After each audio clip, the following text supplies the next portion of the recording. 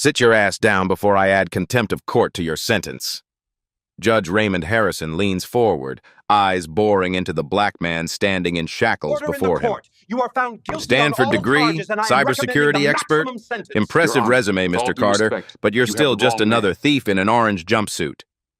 Elijah Carter stands perfectly still. Your Honor, I said, sit down. Harrison's hand slams the bench. You stole $750,000. You betrayed every employer who trusted you, and now you want mercy? He laughs, cold, bitter. People like you damage your entire community's reputation. 15 years federal prison. Maybe that'll teach you some humility. The courtroom erupts in whispers. Elijah slowly sits, his face unreadable. But here's what Judge Harrison doesn't know. The man he just destroyed has a secret that will end his career. And in 72 hours, Harrison will realize he convicted the wrong person. 3 months earlier, Elijah Carter's life shattered in a courtroom that looked exactly like every other federal courtroom in America. Polished wood, American flag in the corner, the seal of justice mounted on the wall behind the judge's bench. Except there was nothing just about what happened there. The charges were simple on paper: wire fraud, embezzlement, theft of $750,000 from Catalyst Financial, a mid-sized investment firm where Elijah had worked as a senior cybersecurity consultant. The prosecution's case seemed airtight. Bank records showed transfers from company accounts to offshore holdings bearing Elijah's name. Digital forensics traced the transactions to IP addresses linked to his work computer. Email chains appeared to show him authorizing the movements of funds. District Attorney Monica Reeves stood before the jury, her voice steady and confident. Ladies and gentlemen, this is not a complicated case. The defendant, Elijah Carter, had access. He had an opportunity. And most importantly, he had a motive. A lifestyle he couldn't afford on his salary alone. She clicked through a presentation. Photos of Elijah's modest home, his 10-year-old sedan. Then, suddenly, images of expensive watches, luxury hotel stays, international flights. The evidence will show that Mr. Carter lived beyond his means. And when the bills came due, he stole from the people who trusted him most. But here's what the jury didn't know. Judge Raymond Harrison had already decided Elijah's fate before the trial even began. Harrison had a reputation. 15 years on the federal bench, known in legal circles as a law and order judge. Conservative media loved him, the kind of judge who didn't coddle criminals, who believed in harsh sentences and personal responsibility. But the numbers told a different story. In cases involving black defendants charged with financial crimes, Harrison's conviction rate was 91%. For white defendants facing identical charges, 29%. Black defendants in his courtroom received an average of 8.2 years longer sentences than white defendants for the same crimes. These weren't accidents. They were patterns, and patterns reveal intent. During Elijah's trial, Harrison's bias showed itself in 1,000 small cuts. When Elijah's public defender, an overworked woman named Sarah Carter, who'd been assigned the case just 2 weeks before trial, tried to present her opening statement, Harrison interrupted her 14 times in the first 10 minutes. "Counsel, get to the point." "Ms. Carter, this court doesn't have time for theatrical speeches. Move along, counselor. We've heard this story before." But when D.A. Reeves spoke, Harrison leaned back in his chair, nodding along, occasionally making notes. No interruptions, no impatience. The prosecution called their first witness, a digital forensics expert named Dr. Robert Klein, a man who'd testified in dozens of cases, always for the prosecution, and who charged $500 an hour for his services. Dr. Klein explained, in careful technical language, how he'd traced the stolen funds.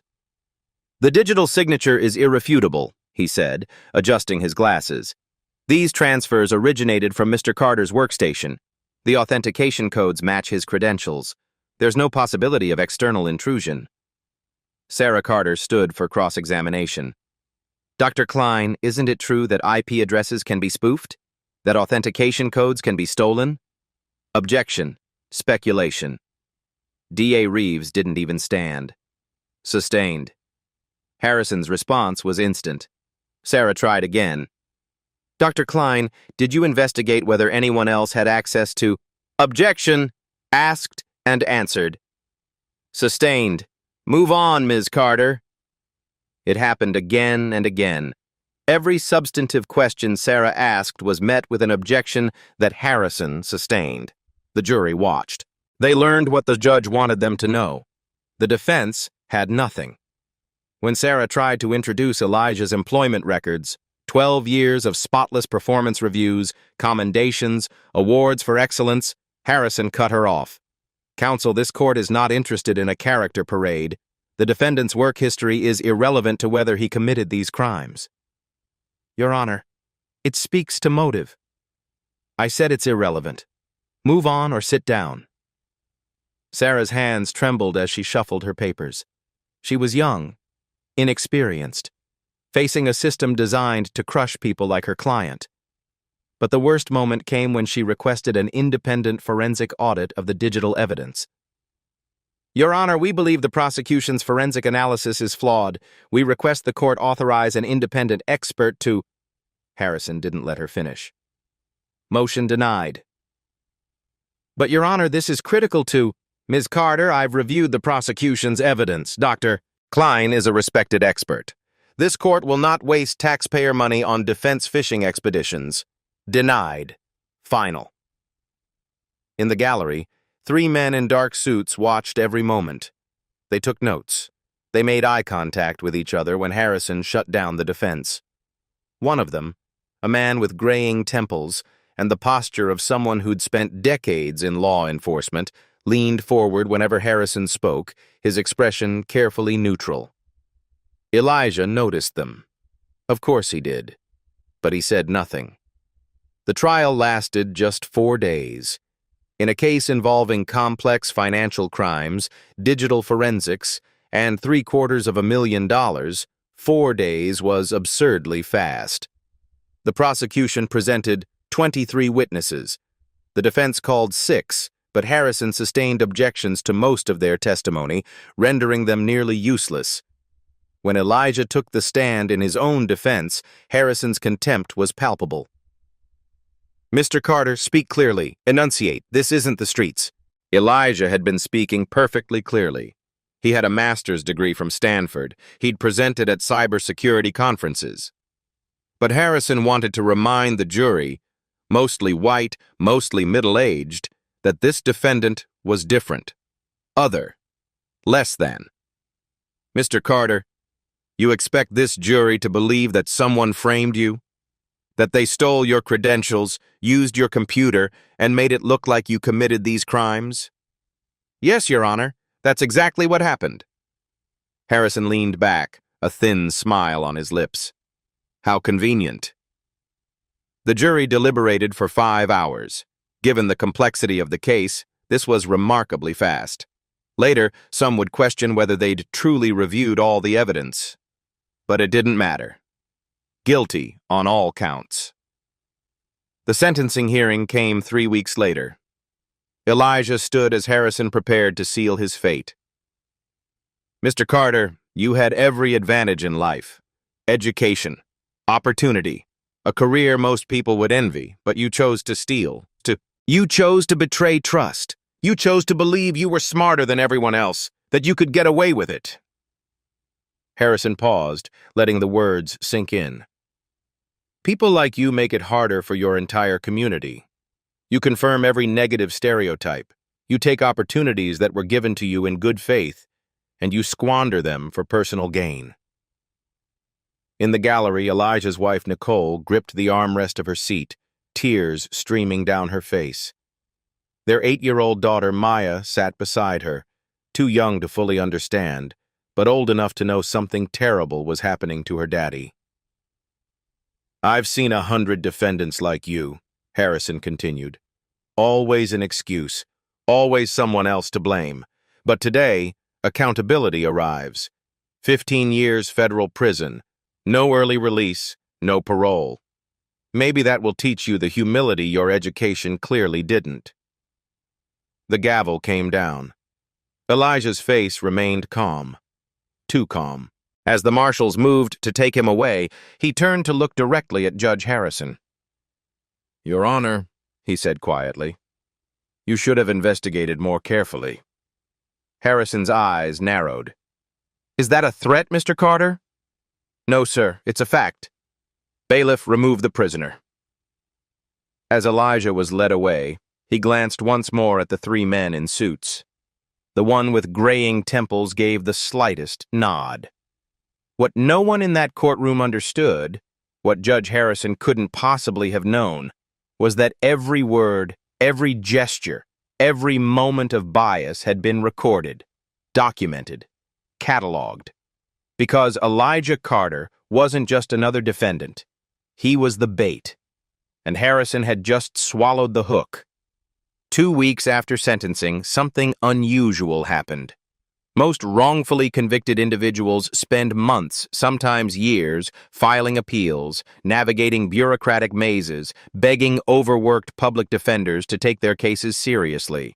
The system moves slowly for people without power, without money, without connections. Elijah Carter's appeal was expedited in 14 days. The emergency hearing took place in the same courthouse, but in a different courtroom, this one belonging to the Federal Appellate Division. Chief Judge Carol Martinez presided, flanked by 2 associate judges. The room was more crowded than typical appeals hearings. Media had caught wind that something significant was happening. The 3 men in dark suits from the original trial were present again, now joined by 5 others dressed identically.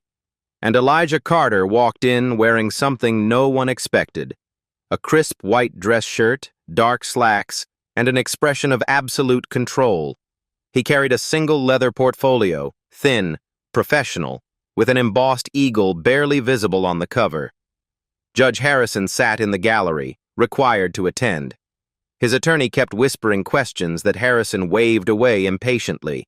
"This is a waste of time," Harrison muttered, loud enough for nearby attendees to hear. Judge Martinez gavelled the hearing to order. "Mr. Carter, you've requested to represent yourself. Do you understand the risks?" Elijah stood. "I do, Your Honor, and I'm prepared." His voice carried an authority that made people sit up straighter. "Your Honors, my name is Elijah Carter. For the past 12 years, I have worked in federal law enforcement, specializing in financial crimes and public corruption." The room went still. 3 years ago, the FBI received intelligence that Judge Raymond Harrison was accepting bribes from private prison corporations, specifically targeting black defendants for maximum sentences and payouts. Harrison shot to his feet.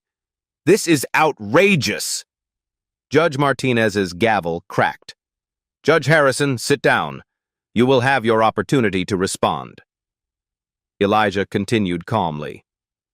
Traditional investigation proved insufficient. Judge Harrison was careful, so I volunteered to become the proof. He opened the portfolio, revealing documents stamped with FBI seals. "The crime I was accused of never happened. The $750,000 was FBI operational money. The evidence was manufactured by our cyber division. Everything designed to look authentic." He laid out document after document. The goal: give Judge Harrison an ideal target. See if he would convict an innocent man for payment. He did, eagerly. Now Elijah presented the real evidence. Bank records showing Harrison received $127,000 from Sentinel Corrections Inc. payment schedules aligned with convictions. $5,000 for every sentence over 10 years. Email chains between Harrison and prison executives. Subject lines: Q3 targets and performance bonus structure. Then a recorded phone call played through the courtroom speakers.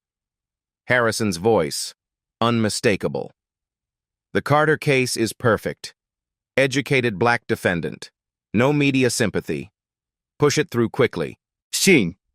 The executive, 15 years minimum? Harrison: "I'm thinking 15 to 20. That's $75,000 for you, plus quarterly bonus. The recording ended. Silence filled the courtroom. Judge Harrison looked like a man watching his world collapse.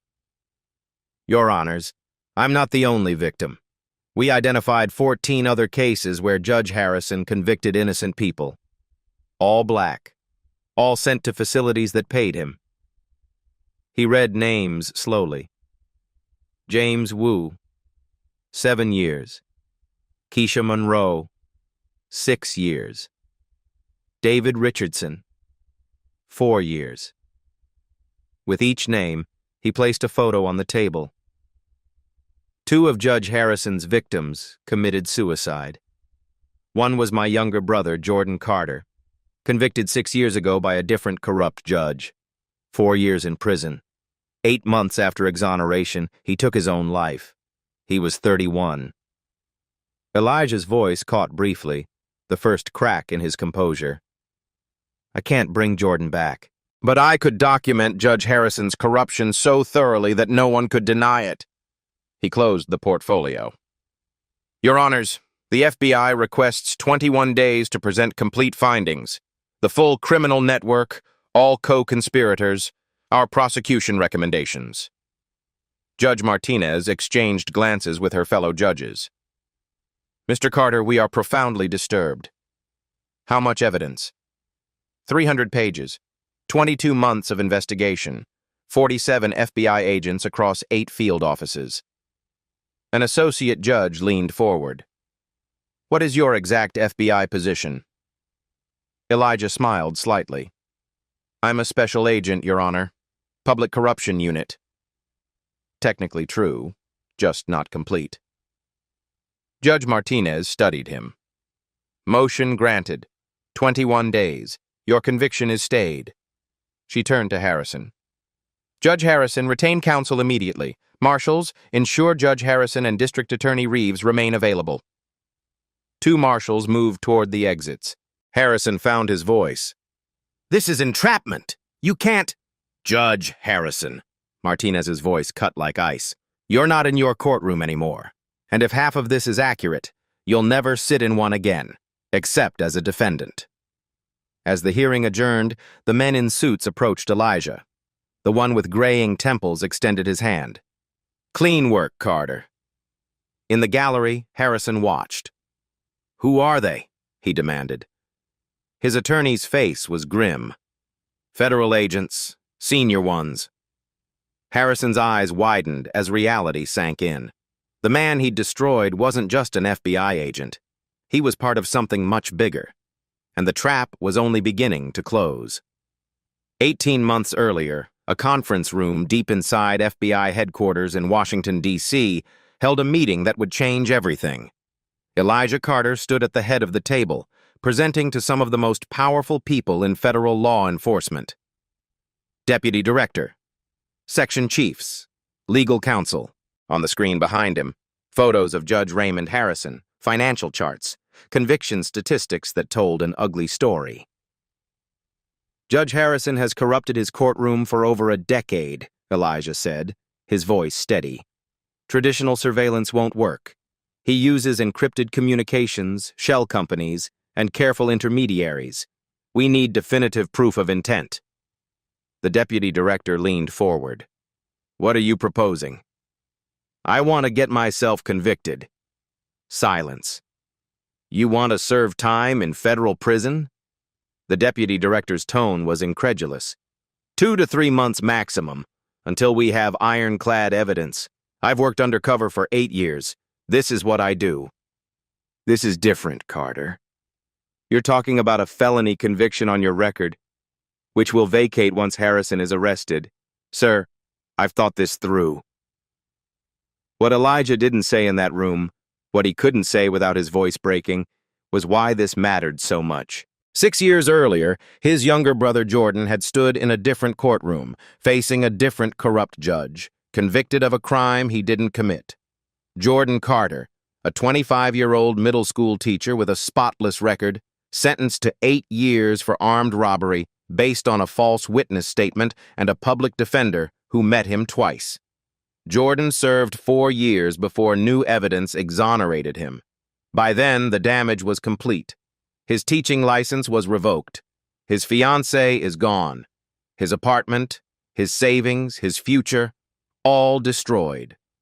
Elijah had been working a deep cover operation in Chicago when Jordan was convicted. By the time he found out and rushed home, his brother was already 6 months into his sentence. Elijah tried everything, hired private attorneys, pushed for appeals, used every FBI resource he could access without compromising his cover. It wasn't enough. Jordan was released on a Tuesday in March. Elijah picked him up from the prison, barely recognizing the hollow-eyed man who walked through those gates. They drove to their mother's house in silence.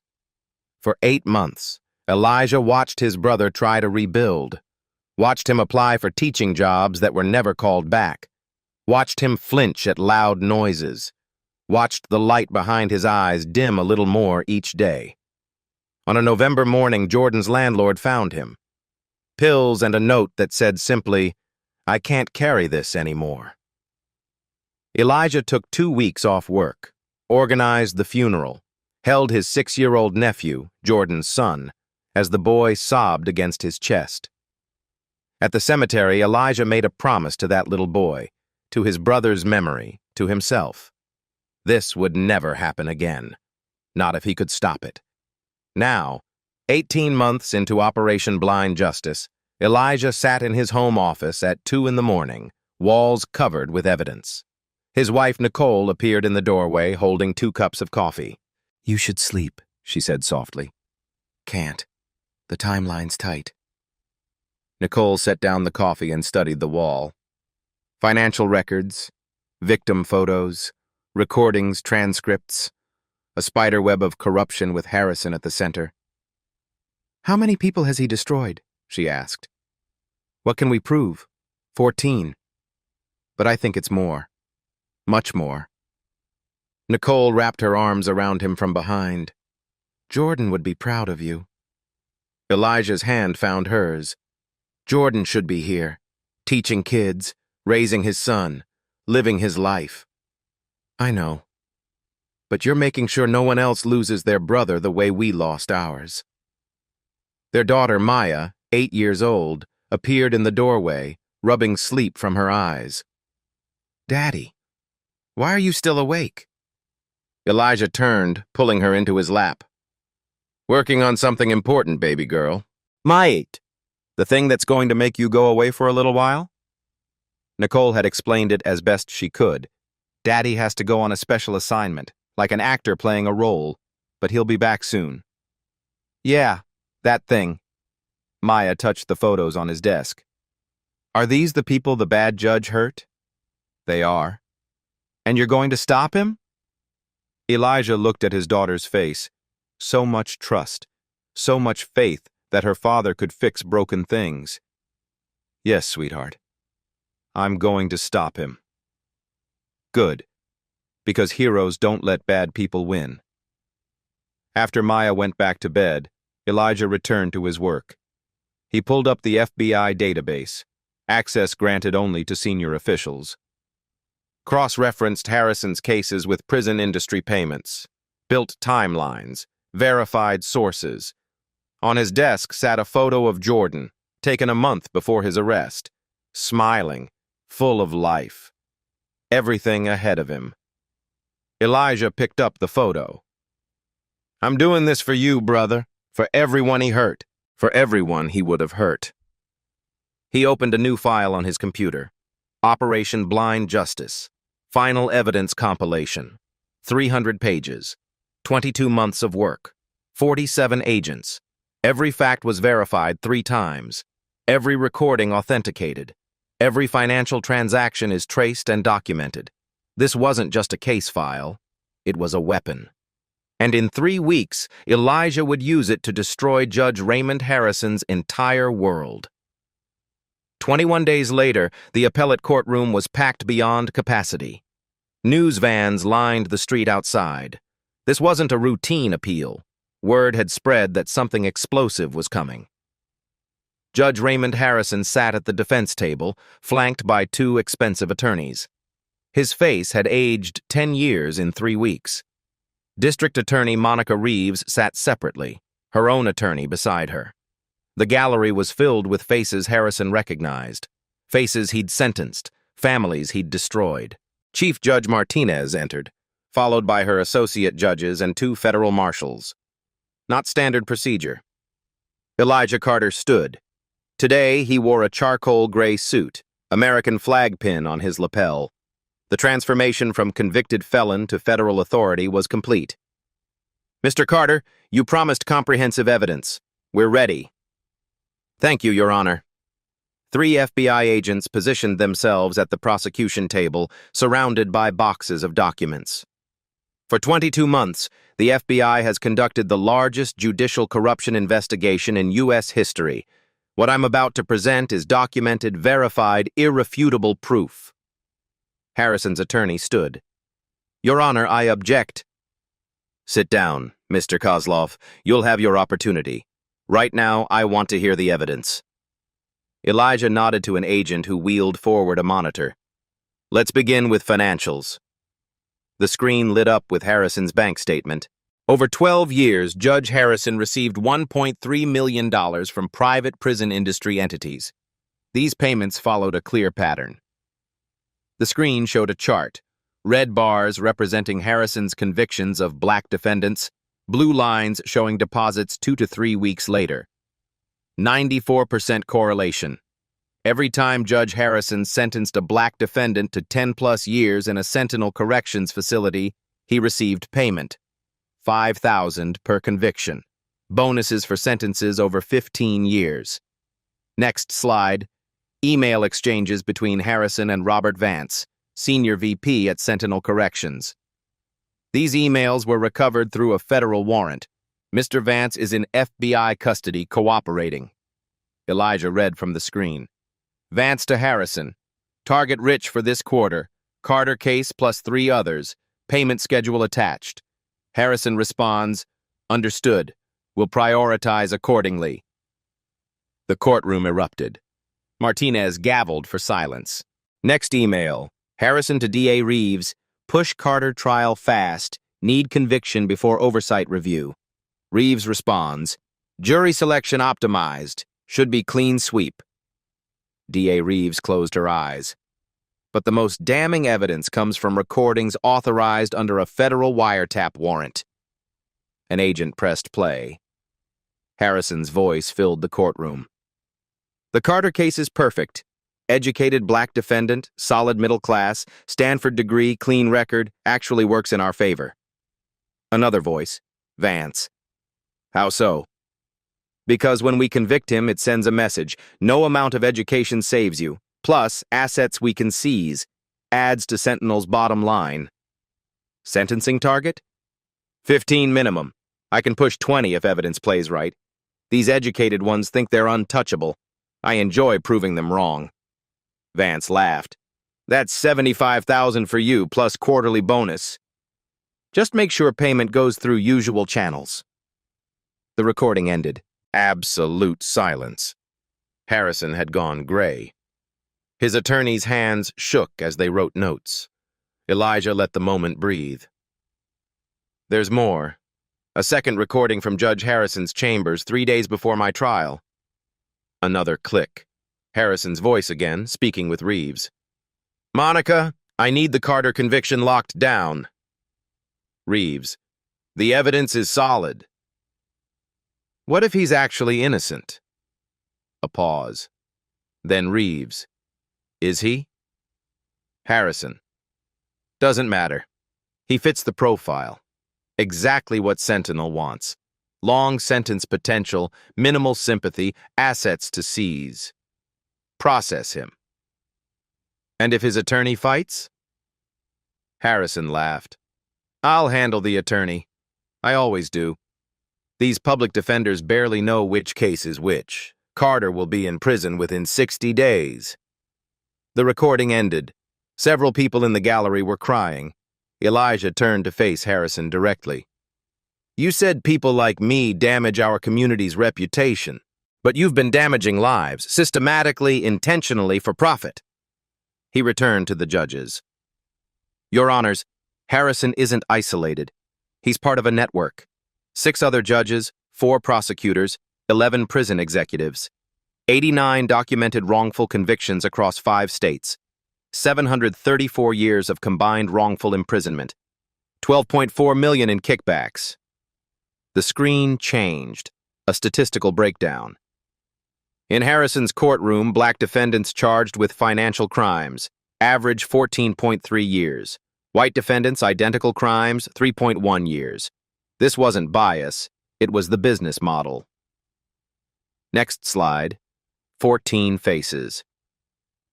These are Harrison's victims from this district alone. 3 are here today. 3 people stood. Dr. James Wu, Keisha Monroe, David Richardson.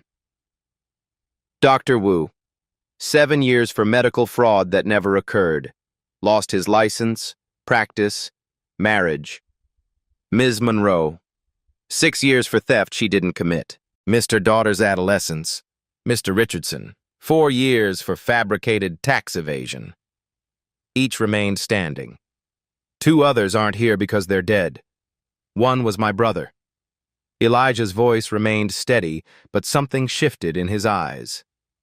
Jordan Carter, 25, sentenced to 8 years by a corrupt judge. The real perpetrator confessed 4 years later. 8 months after exoneration, Jordan took his own life. He turned to Harrison. My brother should be here, teaching, raising his son. But people like you, who treat humans as inventory for profit, destroyed that. Harrison's attorney stood. Your Honor, this is prejudicial. Sit down, counselor, Martinez said quietly. It has every bearing. Continue, Mr. Carter. Thank you. I want the court to hear from victims. Dr. Wu? Wu approached. I lost 7 years. My daughter was 9. She's 16 now. I missed her childhood. She calls another man dad. I can't practice medicine. License revoked based on crimes that never happened. Harrison did that, for $5,000. Keisha Monroe came next. 6 years. My girl was 8. She's 14. She barely remembers me from before. I'm still trying to figure out who I am. David Richardson. My business collapsed. Reputation destroyed. Savings seized as proceeds of crime. I lost 30 years of work because I was the right skin color for Harrison's quota. As Richardson stepped down, Elijah addressed the judges. Your Honors, the FBI has arrested 11 individuals. 6 judges, 4 prosecutors, 11 prison executives face federal charges. This morning, Robert Vance and 7 others were taken into custody. He looked at Harrison. Judge Raymond Harrison, the FBI has obtained federal arrest warrants for racketeering, conspiracy, deprivation of civil rights, and 47 counts of judicial misconduct. 2 marshals stepped forward. Harrison went white. You can't. Stand up, Judge Harrison, the marshal said. His attorneys tried to intervene. Your Honor, this is irregular. Martinez's voice cut through. It's entirely legal. The FBI has presented sufficient evidence. Marshals, proceed. Harrison stood on shaking legs. Judge Raymond Harrison, you're under arrest. You have the right to remain silent. The Miranda rights echoed as Harrison's hands were cuffed. The man who'd sentenced Elijah to 15 years now stood in chains. The power had reversed completely. But Harrison wasn't finished. Even in handcuffs, even with federal marshals beside him, his arrogance remained. Years of unchecked power don't disappear in a moment. This is illegal! Harrison's voice rose, shrill with desperation. This entire proceeding is a setup. He's just a rogue agent with a vendetta. He turned to the appellate judges, face flushed red. I demand you contact the FBI leadership. I want to know who authorized this witch hunt. He pointed at Elijah, hand shaking. What's your rank, Carter? Who do you report to? I want your supervisor here to explain how a convicted felon is running an investigation. The courtroom buzzed with tension. Harrison's attorneys tried to quiet him. He shook them off. Answer me. Some mid-level agent playing cowboy? You think you can destroy a federal judge without consequences? Elijah stood perfectly still, hands clasped. That slight smile returned. Judge Martinez raised his hand. Actually, I'd like to hear the answer as well. Mr. Carter, what is your exact FBI position? Elijah nodded. An FBI agent handed him a leather credential case. Your Honor, I apologize for the necessary deception. He walked to the center of the courtroom, opened the case, and held it up for everyone to see. My name is Elijah Carter. I am Assistant Director of the Federal Bureau of Investigation, Criminal Investigative Division. The courtroom exploded. Elijah's voice cut through the chaos. I don't report to a supervisor in this operation, Judge Harrison. 14 field offices report to me. He pulled additional documentation from his jacket, official letterhead, seals, signatures. I authorized this investigation. I designed it. I executed it. And I ran it. From inside your courtroom, from inside a prison cell, from inside the system you thought you controlled. He stepped closer to Harrison. This operation had approval from the FBI Director and the Deputy Attorney General. I report directly to the Director. I oversee 537 special agents nationwide. Elijah's voice dropped, cold and final. I don't just run FBI investigations, Judge Harrison. I run entire divisions, and I just ran you into the ground. Harrison's mouth opened and closed. No words came. Your assistant director? You let me convict you? I didn't let you do anything. You convicted me because you're corrupt. Because you saw an educated black man with assets and couldn't resist the payday. I simply gave you the opportunity to reveal what you've always been. This was entrapment. No, sir. This was justice. At any point, you could have followed the law, ordered that forensic audit, reviewed evidence fairly, rejected the bribery. You chose corruption every single time.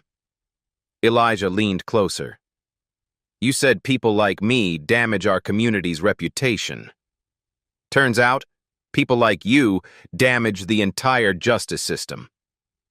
Harrison's own words from sentencing, thrown back at him, landed like a physical blow. His legs buckled. The marshals held him upright. Elijah turned to the courtroom. Federal warrants have been issued for additional arrests. He nodded to agents positioned throughout the room. District Attorney Monica Reeves, you're under arrest for conspiracy to commit fraud and obstruction of justice. Reeves stood, trembling, as agents approached. I was just following. You're a licensed attorney. You swore an oath. You knew exactly what you were doing. As Reeves was handcuffed, 3 judges in the gallery went pale. Judges Marcus Webb, Patricia Donovan, and Christopher Yang, you're also under federal arrest. Please stand. The 3 tried to leave. Federal agents blocked every exit. Within minutes, all 6 were in handcuffs.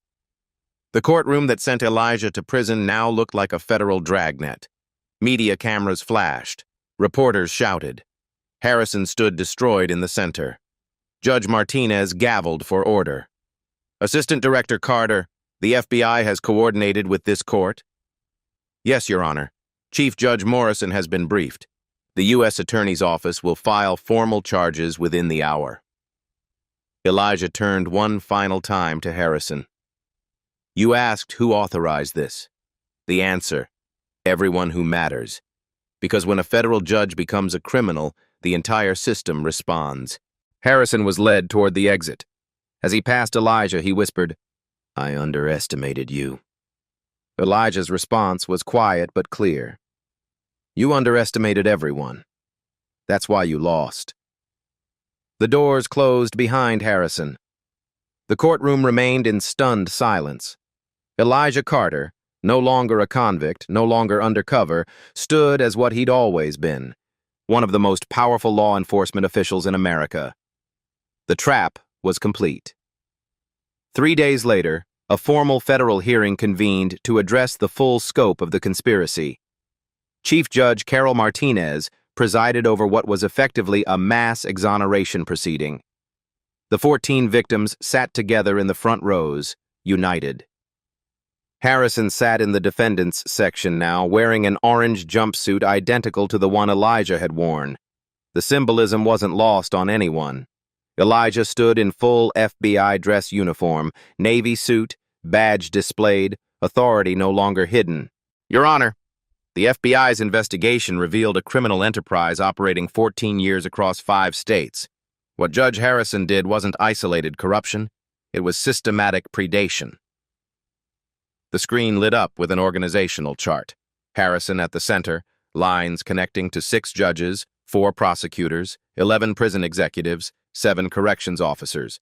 28 individuals participated. Total damage, 89 wrongful convictions, 734 years wrongful imprisonment, 12.4 million in kickbacks, 43 million in fraudulent asset seizures. Martinez leaned forward. Walk us through how this operated. Yes, Your Honor. 3 phases. First, identification. They targeted Black and Latino professionals with clean records and assets. Next slide, demographic breakdowns. 98% minorities. Average victim age 37. Average income $72,000. Calculated choices to maximize profit while minimizing public attention. Phase 2, conviction. Harrison coordinated with prosecutors to rush trials, suppress evidence, ensure convictions. He denied motions, sustained frivolous objections, intimidated defense attorneys. And Phase 3? Payment and asset seizure. Within 2 weeks of sentencing, Harrison received deposits. Simultaneously, victims' assets, homes, savings, businesses, seized as proceeds of crime. Then sold, proceeds split among conspirators. Elijah paused. They didn't just steal freedom, Your Honor. They stole entire lives. Martinez turned to Harrison. You have the right to address these allegations. Harrison's attorney stood. Your Honor, my client maintains these were errors in judgment, not criminal intent. Counselor, Martinez interrupted, your client received $1.3 million. Those aren't errors. That's a business model. The attorney sat. Judge Harrison, do you wish to speak? Harrison stood slowly, voice barely audible. I made mistakes. The system. Everyone wasn't, Elijah said. Thousands of judges faced the same pressures. They said no. You said yes, for 14 years. Harrison tried again. I'm sorry. To all victims. You're sorry you got caught, Keisha Monroe's voice rang out. She stood, tears streaming. You're not sorry for what you did. Martinez didn't reprimand her. Harrison collapsed into his seat. Your Honor, I'd like victims to speak. Dr. Wu? Wu approached, voice steady but pained. Harrison targeted me because I was successful. Thriving practice, family, respect. He took all of it. 7 years. My daughter doesn't trust me. My patients moved on. Even after exoneration, the stain remains. He did that deliberately, knowing I was innocent because I was profitable. Keisha Monroe spoke next. 6 years. My daughter was 8. She's 14 now. Courts gave me back freedom but can't give me back her childhood. Those years are gone. Harrison stole them for $5,000. David Richardson's testimony was brief but devastating. I built a business over 30 years, employed 15 people. Harrison destroyed it in 4 months. Everything is gone. My employees lost jobs. My reputation is still ruined, and he did it knowing I was innocent. One by one, all 14 victims testified. Each story has the same theme: targeted, destroyed, discarded for profit. When the last finished, Elijah presented final evidence. Your Honor, we recovered Harrison's personal journal. I'd like to read one entry from 2 years ago. He held up the journal. Quote, the key is finding defendants who won't generate media attention. Middle class, educated, respectable, perfect targets. They have assets worth seizing, and their communities won't rally. It's a gold mine if you work it correctly." End quote. Silence. "He called human beings a gold mine, Your Honor. He turned his courtroom into a hunting ground and people who trusted our justice system into prey." Martinez removed her glasses, face etched with disgust. "I've been a federal judge for 19 years. I've never seen anything this calculated, this cruel." She looked at Harrison. "You didn't just break laws, you shattered the public trust holding our entire system together." Harrison stared at the floor, unable to meet anyone's eyes. The man who'd wielded absolute power now looked small, broken, pathetic. Justice was no longer delayed. It had arrived. 2 weeks later, the federal sentencing hearing for Raymond Harrison drew a crowd unlike anything the courthouse had seen in decades. Every major news network sent crews. The gallery was packed with victims, their families, civil rights advocates, law students, and citizens who'd followed the case obsessively. Outside, protesters held signs. "Justice for the 89 and corrupt judges belong in prison." Harrison sat at the defense table, flanked by his attorneys. He'd aged dramatically. Hair grayer, face gaunt, shoulders slumped. The man who'd once commanded courtrooms with imperious confidence now looked defeated before sentencing even began. Judge Carol Martinez presided, her expression grave. This wasn't a routine sentencing. This was a reckoning. The U.S. Attorney, Jennifer Lawson, stood to present the government's position. "Your Honor, Raymond Harrison faces 67 federal counts, racketeering under RICO statutes, wire fraud, honest services fraud, deprivation of civil rights under color of law, conspiracy, obstruction of justice, and money laundering. Federal sentencing guidelines suggest 45 to 60 years. She paused, letting the number sink in. Harrison is 54 years old. This is effectively a life sentence, and the government believes that is appropriate. Lawson approached the bench, her voice steady and clear. Your Honor, Raymond Harrison didn't just break laws. He broke the sacred covenant between the judiciary and the people. Every person who enters a courtroom trusts the judge will be impartial. Harrison sold that trust for $1.3 million. She turned to face Harrison directly. He targeted victims based on race. He fabricated justifications for excessive sentences. He coordinated with prosecutors to suppress evidence, and he did it all wearing a judge's robe, the very symbol of justice he was destroying. Lawson clicked a remote. The screen behind her filled with faces, 89 individuals arranged in rows. These are Harrison's victims, the 89 people whose lives he destroyed for profit. Collectively, they lost 734 years of freedom. That's not abstract. Those birthdays were missed, careers destroyed, children who grew up without parents, marriages that ended, dreams that died. Her voice hardened. 2 victims committed suicide after their wrongful convictions. Jordan Carter, 25 years old, took his life 8 months after exoneration. Marcus Williams, 32, overdosed 1 year after release. Their blood is on Harrison's hands.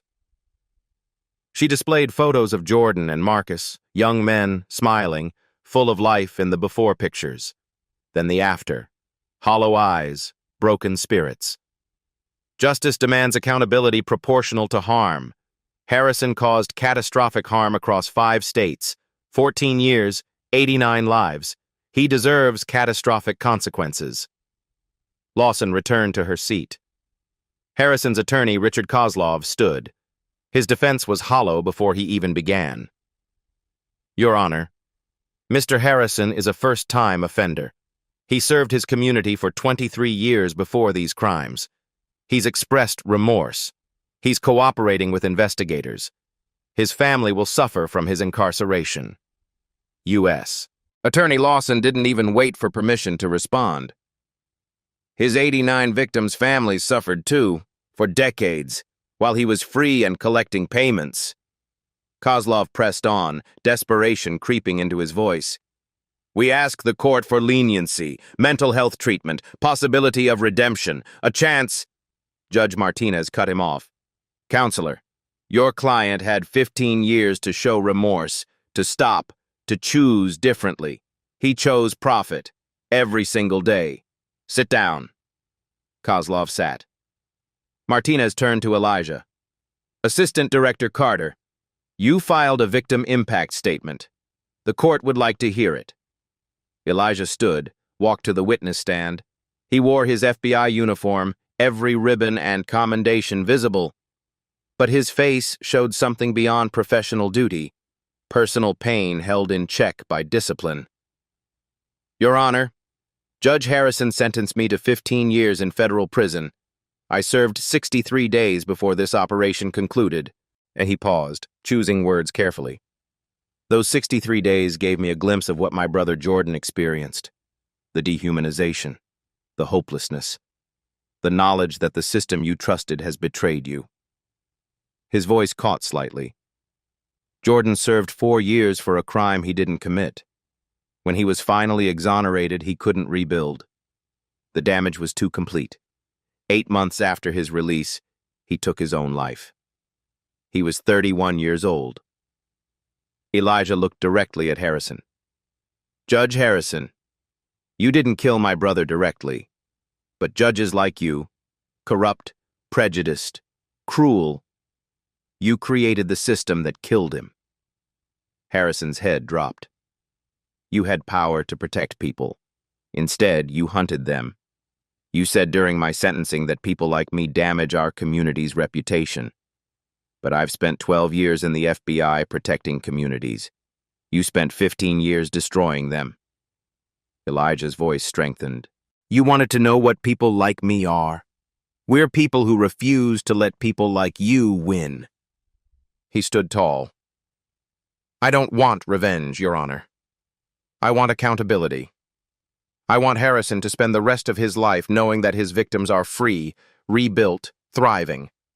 And he never will be. The courtroom was silent. Even hardened prosecutors looked moved. Elijah returned to his seat.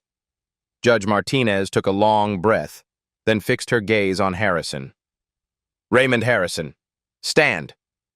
Harrison rose on shaking legs, his attorneys supporting him. I've been a federal judge for 19 years, Martinez began.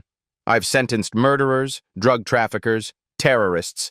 None have betrayed public trust as comprehensively as you. Her voice was steel. You were given a sacred duty to embody impartial justice. Instead, you became the embodiment of corruption. You targeted vulnerable people based on race. You fabricated justifications for their destruction. You profited from their suffering. She leaned forward. Your crimes aren't merely against 89 individuals. They're against every citizen who must trust the courts. You've undermined that trust catastrophically. Martinez lifted the sentencing document. The law provides guidelines, but your crimes are so egregious, so sustained, so calculated, that guidelines alone are insufficient. She read slowly, deliberately. On count 1, racketeering, 20 years federal prison. On counts 2 through 90, civil rights violations, 25 years consecutive. On conspiracy, fraud, and obstruction counts, 15 years consecutive. She paused. Total sentence, 60 years federal prison. No possibility of parole. The courtroom erupted. Victims embraced, crying. The media scrambled to report. Martinez wasn't finished. You'll be 114 years old before you're eligible for release. You will die in federal custody. All assets are seized. $8.3 million in restitution to victims. Lifetime prohibition from any legal practice or public service. She looked at Harrison with something close to contempt. You came into this courtroom in a position of power. You leave as inmate 847293. That's justice. Harrison collapsed. Marshals held him upright. As he was led away, he looked at Elijah one final time. His lips moved. I underestimated you. Elijah's response was quiet but clear. You underestimated everyone. That's why you lost. The doors closed behind Harrison. In the gallery, Keisha Monroe held her daughter. Dr. Wu wept with relief. David Richardson sat with his head in his hands, finally able to breathe. Justice, delayed, fought for, hard won, had finally arrived. 1 year later. Elijah Carter still serves as FBI Assistant Director, but now he also leads the Judicial Integrity Task Force, a nationwide unit dedicated to rooting out judicial corruption. 200 agents, 50 states. We've identified 247 cases of potential misconduct under investigation. Elijah tells Congress in televised testimony, "The cancer runs deeper than we thought, but we're cutting it out." Congress responded. The Judicial Accountability Act of 2025 passed 3 months later. Mandatory financial disclosure for all federal judges, independent oversight boards, automatic review of sentencing disparities by race. Activists nickname it Jordan's Law. Elijah keeps a framed copy beside his brother's photo. The 89 victims are rebuilding. Dr. James Wu had his medical license reinstated. He runs a free clinic in an underserved community. I'm helping people again. That's what matters. Keisha Monroe reunited with her daughter. They're in therapy, rebuilding trust. Keisha started a nonprofit, Families of the Wrongfully Convicted. They meet monthly, advocate for reform, help others survive the nightmare she endured. David Richardson restarted his business with restitution money. He employs 23 people, many formerly incarcerated. Second chances are real, but they shouldn't be this hard to get. The victims received $8.3 million in restitution, plus $47 million from civil suits. But everyone says, no money returns what was stolen.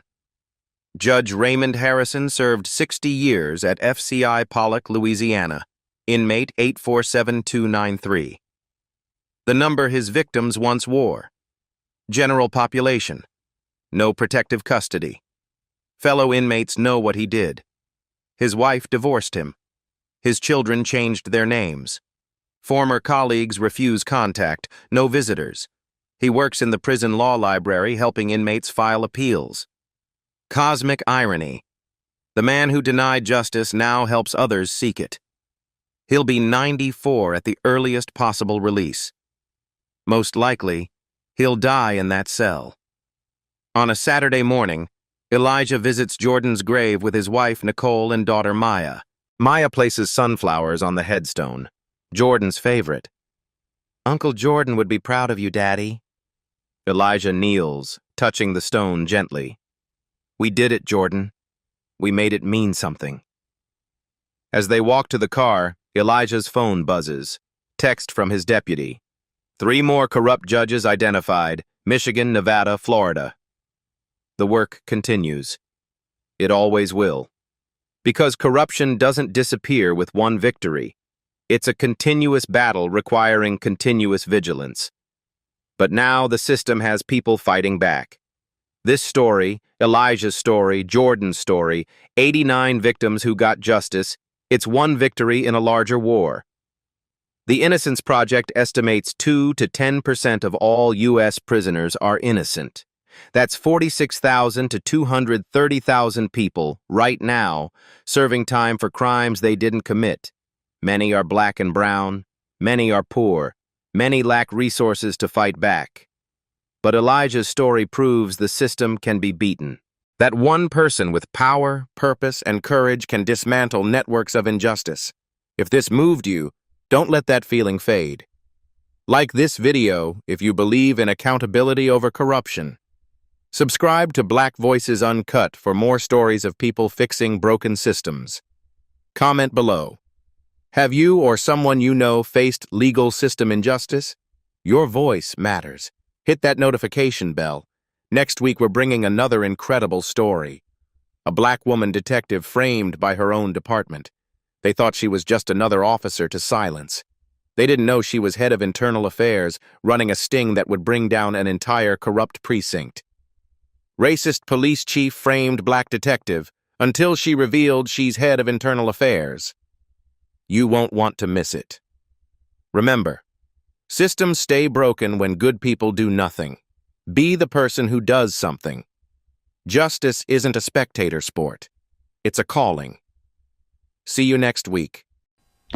The story you heard today wasn't cleaned up. It was told exactly as it happened. At Black Voices Uncut, we believe that's the only way truth can live. If you felt something, hit like, comment, and your reaction, and subscribe. Every week, we bring you voices that refuse to be silenced.